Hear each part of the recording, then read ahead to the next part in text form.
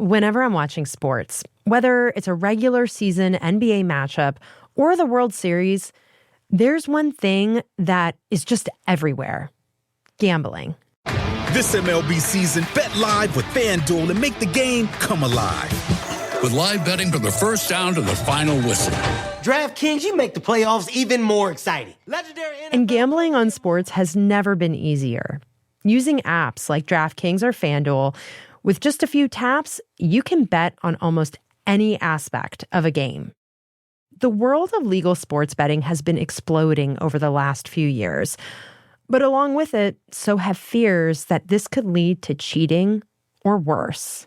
Conspiracy and rigging pitches. Prosecutors said in the indictment that Clase and Ortiz threw specific pitches for balls. They're accused of participating in a gambling scheme centered on what we call micro bets, and those are bets on tiny moments within a game. 2 Major League Baseball players were in court last week after being indicted in the league's most significant gambling scandal in decades. A Senate committee has now launched a probe into betting in Major League Baseball.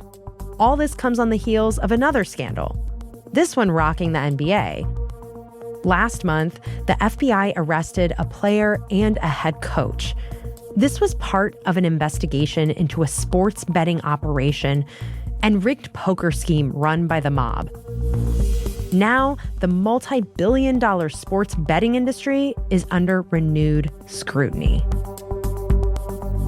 From the newsroom of The Washington Post, this is Post Reports. I'm Elahe Izadi. It's Tuesday, November 17th. Today, the future of legal sports gambling. I speak to Post sports reporter Rick Mace, who first explains why I can't watch a game without hearing an ad for sports betting, but also whether these scandals are threatening the integrity of the games we love.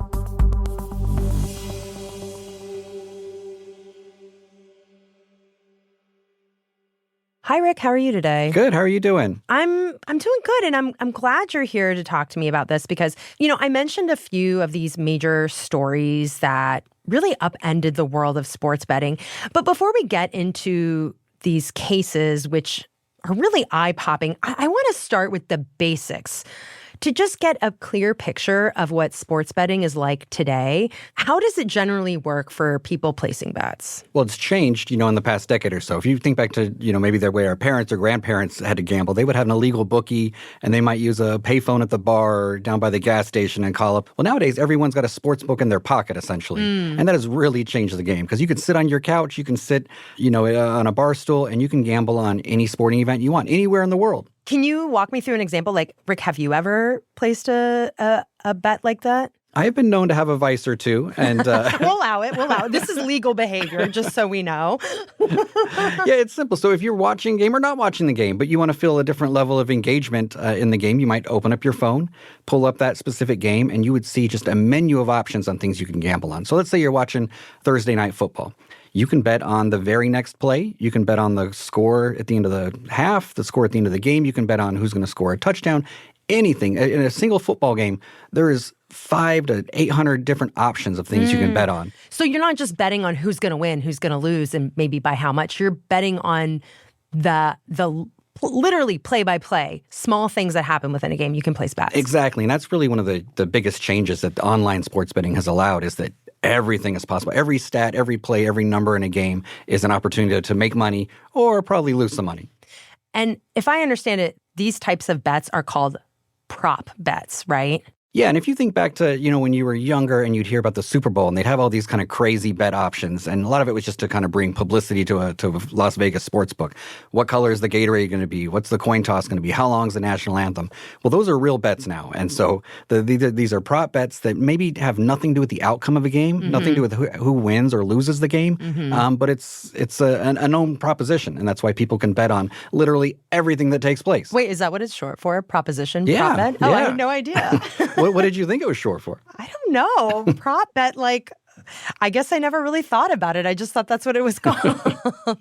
And you're mentioning, everyone has these sports books in their pockets on their phone. So it's are they apps and websites, and then that's how people are placing their bets, basically. Exactly. I mean, everyone with a cell phone has probably played games at some point, whether it's solitaire or Tetris. And this is just the gamification of sports where everyone is in on the action.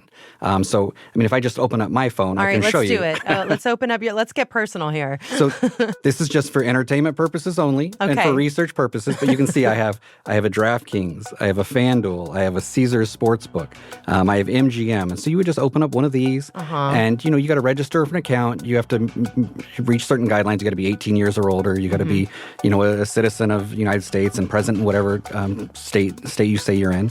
And you can just see there's every sport possible here. And oh my gosh, read some of those. Let's see. So this Thursday night is the Buffalo Bills against the Houston Texans. And you can kind of see up here. All right, let me see. But up at the top, you can see there's passing options where you can bet on everything the quarterback does. Rushing options, receiving options, defense options, and just everything and under the sun. Are there. Wow. Okay, Rick, I will admit I haven't really gambled on sports. I think the closest I ever get to is March Madness and participating in a pool where I'm picking and choosing which teams I think will advance, and I put a little money in the pot, and just even that makes the experience of watching the basketball tournament way more exciting because it gets me invested in games otherwise I wouldn't care about. So as I'm looking at this app and all of the small bets you can place, I can only imagine how much more captivating this sort of platform and this sort of gambling can make a game. But I worry about like the addictive aspect of it. Well, I think everyone should be worried about the addictive aspect of it because I think that's what's becoming front and center in the conversation right now is, the first bit, this is fun. Another way to engage with sports, another way to watch my favorite teams, favorite players. Maybe if my team's terrible, it's another way to stay engaged till the final out or the final play of the game. But we're seeing that more and more people are struggling with addiction. They are betting money they don't have. They are losing things that they can't afford to lose, and they're struggling with ways out of it. And there's more and more people talking about gambling addiction as a public health issue and, not just a form of entertainment, but actually something that's on par with alcohol abuse or substance abuse and something that needs active treatment and research and study. And so those conversations are picking up almost parallel to this rise of scandal and concern that's kind of growing. And are any of these companies required to offer any sort of disclaimer or anything when they advertise their services around addiction? Yeah, and so the way it works is states regulate gambling in each state, and they make agreements with different operators. Say yes, you can come in here and you can offer your sports book. And as part of that, you need to make sure you account for addiction for gambling problems. And so they usually put money into something, whether it's a 1-800 hotline or some kind of therapy services. But you'll always hear disclaimers or see them on commercials. If you have a problem or you need some help, here's where to call, here's where to go. And as I mentioned earlier, I think most sports viewers, even if you're just casually tuning in, have noticed just this bombardment of advertisements for these sports betting platforms. How big is this industry? So the American Gaming Association puts out this annual report, and last year alone, $150 billion was wagered on sports games. Wow. And of that, some 10 to 15% is usually just straight profit for the sports book. So the revenue is almost $14 billion last year for the sports books. Right now, it's growing at almost like a 20% clip from year to year. 20%? Yeah, so it's just getting more and more popular, and the more and more available it is. So sports gambling is legal in 38 states, plus Washington, D.C., Puerto Rico, a couple other places. Rick, what led to the industry exploding like this? Yeah, I'd say for years and years and years, sports gambling was frowned upon. Society thought it was something that was done in the dark alleys and done among, people that had vices and that were degenerates. That all changed. It has been destigmatized, and it all goes back to the Supreme Court. The Supreme Court. So what did the court do? For years and years and years, sports gambling was only legal in a handful of places, mostly Las Vegas. And in 2018, the Supreme Court basically took the federal law and overturned it and said sports gambling, no longer illegal. States, do as you please. If you want to have sports gambling in your state, that's your business. You regulate it. Do whatever you want. And in turn, the states said, hey, we can make money here. We're going to legalize it. So then that sort of opened the floodgates and created this industry that feels like, to me, came up overnight. Yeah, the floodgates are right because the sports books came flooding in. Everyone wanted a piece of the action because they knew it'd be a billion dollar industry. And they were right. And so at the time when the court struck down this rule. Where did the pro leagues stand on this? Because they're the ones who are putting out all the games that people would be betting on. Were they for it? No. I mean, for years, all the pro leagues universally would clutch their pearls over the thought of gambling. And this goes back decades and decades. If you think back to maybe the biggest scandal in sports history is the 1919 Black Sox scandal, where the Chicago White Sox were found to have thrown World Series games. And ever since then, gambling was thought of, just the ultimate corrupt thing where the integrity of games were at stake. And, the whole reason people buy tickets and tune in is because they want to see honest competition. And the thought was gambling is the biggest threat to that possible. And so even when the Supreme Court was weighing things, the leagues officially were saying, no, we're anti-gambling. But the writing was on the wall. Everyone knew the law was going to fall, if not that day, then sooner or later. And the league started preparing. They started lining up pieces. The NBA was kind of at the forefront. They were thinking, this is going to fall. We're going to at least figure out a way to get a piece of the action.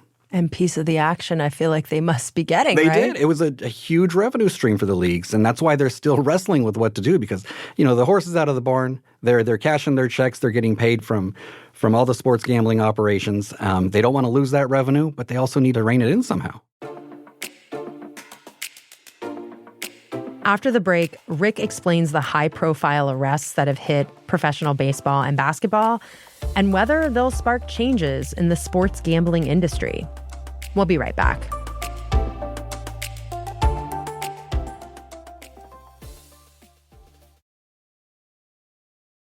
So, Rick, I now want to go back to these recent arrests that rocked the world of sports betting and really opened the window into this world for us. And I first want to start with the one involving the NBA.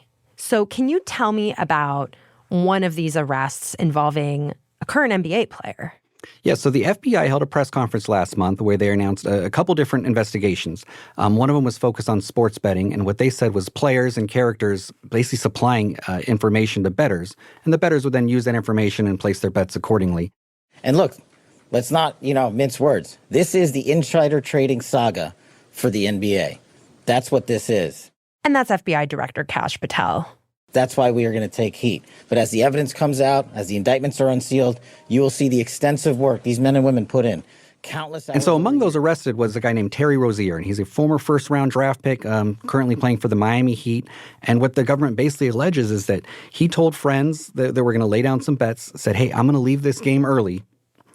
Go make your bets accordingly. So let's say Terry normally averaged 10 points a game. He was saying, hey, I'm not going to get 10 tonight because I'm leaving this game in the first quarter.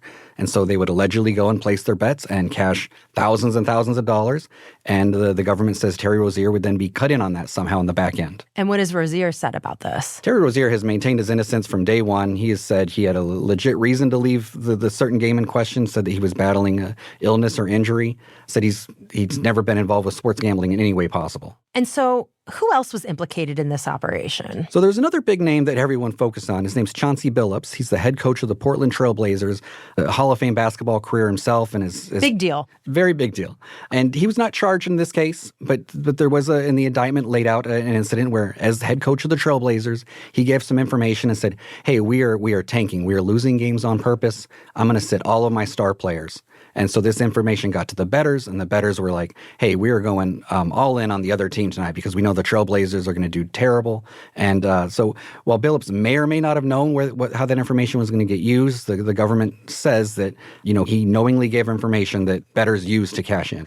And what has he said about that allegation? He has maintained his innocence. He has said that, I've never had any problems with sports gambling. I have nothing to do with any of this. And he says he's in for the long fight. He was also, though, arrested as part of a whole other, it seems like to me, whole other allegation and operation involving a poker game run by the mob? Can you explain that, Rick? It's a little confusing because the FBI announced two cases in one press conference, and they're actually different. They both have really cute names, like straight out of Pulp Fiction novels. So the one we first talked about was called Nothing But Bet. Oh, it's so cute. And then the second one that was focused on poker games is called Operation Royal Flush. I'm sorry. So I love it. Let me try to. So that one actually has nothing to do with sports betting. It is focused on rigged poker games, but it did involve athletes. And Chauncey Billups is alleged to have been one of these athletes. What the government says is that these were mafia-run games, and people like Chauncey Billups were used to lure other people to the poker table. And these people were people with deep pockets, a lot of money, and they also had no chance of winning because the games were rigged. They said the shuffling deck was rigged. They said that the table had some kind of X-ray equipment, like something out of a James Bond movie. And so there was communication all around the table, and they were just milking these big whales out of all their money. And these face cards, these celebrities, and Chauncey Billups, again alleged to be one, would then get some kind of cut of these proceeds on the back end. And on this case where he was arrested, I would imagine he also maintains that he is innocent. He says he's going to fight this and clear his name. And I should worth pointing out, at the time of this alleged poker game, he wasn't even an NBA coach then. He was working for ESPN as a sports commentator. He had nothing officially to do with the NBA or any NBA teams. Are either of these individuals, both the Miami Heat player and the Trail Blazers coach, are they still in their jobs? They're both on leave, while these cases kind of proceed through the court system. So what has the league, the NBA, said about these arrests and this scandal? Has this triggered any sort of soul searching? Do they claim to have known anything about these allegations and these investigations? I'd say sports gambling in general has been some just continuous cycle of soul searching, and certainly the past several weeks has sparked a wave like we haven't really seen before. So the NBA has acknowledged like something needs to be done. We've got to reconsider the way this is all working. And there's talk of, do we need regulation? Do we need to tamp down on some of these rules? Now, the NBA hasn't made any big announcements about any changes, but they are saying, hey, we need to re-examine this and figure out what's the best path forward for everybody. Well, that's fascinating to me because initially they were all kind of like against the floodgates opening. And then, as you said, they saw the writing on the wall. All right, how are we going to make money off of this? Or we need to figure out a way to make money off of this. But it seems like now the two things are in conflict with each other. Well, and the cynic would say they're now trying to figure out how can we keep making money while maintaining the integrity of our games, which they would say they've been doing from day one. But, with every problem that arises, every arrest that arises, they realize they got to get a handle on this thing. Because once you lose the confidence of the customer, of the sports fan, your whole business is undermined. Yeah, because it's like as a fan, if you're watching a game and you can't trust whether what you're seeing is the legit human drama that sports promises you. Yeah, then you might as well be watching WWE or Law and Order. Yeah, which has its place, but is not what people are tuning into that's sports why we watch sports, because we believe it's true and honest competition, and we're not certain how it's going to happen, and that's why we watch, to see how it unfolds. And so I want to now turn to this other scandal that is more recent and emerging, and this involves two MLB pitchers for the Cleveland Guardians. Rick, just quickly, who are they and what have they been accused of doing? Yeah, so they're two pitchers for the Guardians, Emmanuel Clase and Luis Ortiz, and they've both have been under investigation for several months. So neither is accused of actually throwing games or affecting the result of a game. Meaning like purposefully losing a game or anything like that? Yeah, but it actually goes down to a single pitch, and that's often the first pitch of the game or the first pitch of an inning. And you think about it, there's hundreds of pitches in a baseball game. Any single one could be totally inconsequential. And so these players are alleged to have gone on the mound and knowingly thrown a ball. And so bettors would then, if bettors had this information, they would bet thousands of dollars that, hey, the first pitch of this inning is going to be a ball. And what have both of these players said about these? They've maintained their innocence. They were both in court last week in New York and both pleaded not guilty.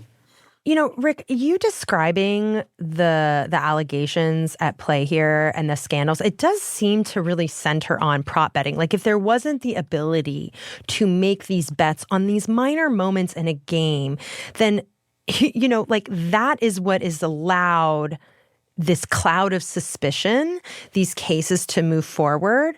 What do these betting companies, these sports betting companies say about these particular controversies or just the heightened scrutiny that their business model is under? Yeah, it's a tough one. Now, the sports betting companies, they don't open their books. They don't tell us what percentage of their bets involve prop bets or parlay bets. But we do know that it's a good chunk, and we do know that's how people are currently enjoying, betting on games. And so I think the leagues are wrestling with how do we still give our fans this option, which they clearly enjoy. We don't want to take it away. but I think they do want to disincentivize it a little bit, make it something that's policed a little bit better. So the Major League Baseball announced last week that it reached agreements with its sportsbook partners to limit the amount of money you can place on some of these bets to $200. So it makes it a little bit less lucrative, makes it maybe a little bit harder for someone to entice a player to throw a game or throw a pitch or throw an inning. And I think we're going to see these kind of incremental measures across all sports because, that's really where the NFL or Major League Baseball or NBA can really kind of clamp down a little bit and protect the result of their game. Also feel like their players aren't incentivized to do something inconsequential to help a bettor. Well, one thing I'm curious about, Rick, is, obviously the explosion of legalized sports betting, as we've been talking about, could possibly have detrimental effects to sports. But is there any argument to be made that this system of legalized sports betting, through these apps, that this is better than the system of underground illegal gambling that existed before? Yeah, and it's definitely worth pointing out that all these leagues also employ independent third-party kind of auditors, and that's who monitors the betting activity. And they'll be quick to point out that whether it's the Guardians, the NBA, cases involving college athletes, they weren't caught by police or FBI. They were caught by the leagues themselves and their independent agencies that are monitoring these things. So they say that legalized gambling puts it all out in the open, and it means you can track betting activity, and then you can see the unusual betting activity and say, like, wait a second, why are thousands of dollars suddenly being bet on this random first pitch of a Cleveland Guardians game in June? That makes no sense. And that's when they can then take that information and do further investigation to see the root cause of it. So none of that would exist, they say, if they didn't have money going towards all these monitoring services. Maybe that's true. I mean, it certainly is true, but it's hard to say how much of this stuff exists only because there's so many gambling options and only because there's so much money, out there in the world right now. And what about lawmakers? Because as we said, there was a law that was in place for a while that was then struck down. Are there any moves for lawmakers to investigate these or to potentially pass a new law? It's interesting because ever since the Supreme Court in 2018 overturned the law, we've kind of been on the lookout to see if there were any lawmakers that would step forward and say, like, okay, we need a new framework of laws. Because really, it's been like the Wild West. The laws are different from state to state. If you drive from Florida to Georgia, you're looking at different sports betting rules and regulations. So a lot of people have been looking for some kind of like regulated uniform framework, but no lawmakers have really said anything over the years. We're finally starting to hear some noise. It's hard to say right now where it's going to lead, but they're at least asking questions. So the Senate Commerce Committee, they've sent letters to both NBA, Major League Baseball, and they want answers. Now, what they do with those answers, whether it leads to hearings or regulation or a bill, is, it's hard to say at this point. Rick, before we close out this conversation on sports betting, what the future of it is going to be, I wonder how this has impacted the players themselves, just having to play in this atmosphere and environment where people who otherwise or previously were not interested in how many points they got in a game or didn't even care about this player, all of a sudden are heavily invested. Maybe it's just because they're placing a $10 or $20 or $50 bet in the performance of a particular player. What is it like for those players? Yeah, it's interesting because this also coincides with, the rise of social media and how these players might seem accessible. So you've talked to athletes, their DMs blow up with people angry because they felt like they lost money because this player failed to get a hit that night or failed to score a touchdown that night. A lot of times they're threatening, they're violent. Sometimes they're playful. I remember talking to Scotty Scheffler, a golfer, asking, if he ever hears some gamblers, and he gets Venmo requests from people saying, hey, I just lost $100 on you last week. You need to help pay your portion of that. Why is he public on Venmo? That's the better question. Well, he isn't anymore. That's smart, yeah. But there is that more serious point that some of these players have been subjected to messages that are very aggressive and violent when they're just trying to do their jobs. Yeah, exactly. And it's something, while gambling always existed, fans and players never felt so close together where they can communicate and exchange ideas. And even if the athlete's not responding, he's hearing it. He's seeing it in his feed. He's seeing it in his DMs. And it's something he takes home with him when he leaves work for the day. So, Rick, I know we've hit all these different points. And before you leave, I want to ask you this question. Based on the conversations that you have with your sources, from people in these companies to athletes to coaches and the gamut, has the explosion of sports betting ruined sports? Oh, man, that's such a tough one. I think it's one that most of us wrestle with on some level. And I think people within the industry wrestle with it too, including people that work for the leagues themselves. I don't think it has so far. I think it has given us another layer of engagement, another way to participate in the games and follow the games we love. but it also feels like we're on the precipice of this cliff where like it could go a way that none of us want, none of us intended, and it could really undermine the thing that we all love about sports, which is the uncertainty about the games that we love and that love to watch and play. So it's nothing that I feel like it's ruined, but I'm certainly worried. You know, it's not just the NFL and the NBA, Major League Baseball. Sports betting touches every corner of the sports universe, and a lot of fringe sports see a lot of action. So if you go on the app in the middle of the night, you'll see there's a table tennis match in Indonesia, and people are live betting this match, not just betting on the outcome of the match, but they're betting on, point to point. So we know that tennis and soccer have been subject to a lot of match fixing allegations. But fringe sports are right up there too, and we're seeing that rise. So if you think about who's susceptible to a gambler, it's maybe not Steph Curry, who's making $100 million a year. And we should say he's a player for the Warriors. Yes. or any of these pro athletes. Those are not necessarily the most vulnerable actors here. But it could be the college athlete who's getting room and board and some books and maybe a stipend. It could be a low-level tennis player who's just struggling to find his money to get to, the next tournament in Australia. Those are the ones that need the money, and gamblers can actually pay them more than the competition themselves. So I think that's where a lot of eyes are on right now. It's not necessarily the highest level, the games that we watch every night on ESPN, but it's the ones that are kind of, ESPN 4. Yes, ESPN Ocho, and then the cornhole tournament. Yeah, which I have watched. But that's where people are very worried, because that's where the vulnerable athletes are, and the competitions are much more subject to kind of abuse and corruption. Wow, that's fascinating. Well, Rick, thank you so much for joining and sharing your reporting. I won't be watching games the same way. Anytime. Rick Mace is a sports reporter for The Post. That's it for Post Reports. Thanks for listening. Today's episode was produced by Lucas Trevor. It was mixed by Sam Baer and edited by Peter Bresnan, with help from Rena Flores and Thomas Liu. Special thanks to Joe Tone. Before I sign off, I wanted to note that our Monday episode published a little later than usual on platforms like Apple and Spotify. That's because of some technical difficulties on the back end. We're really sorry about that, and as always, we appreciate you listening.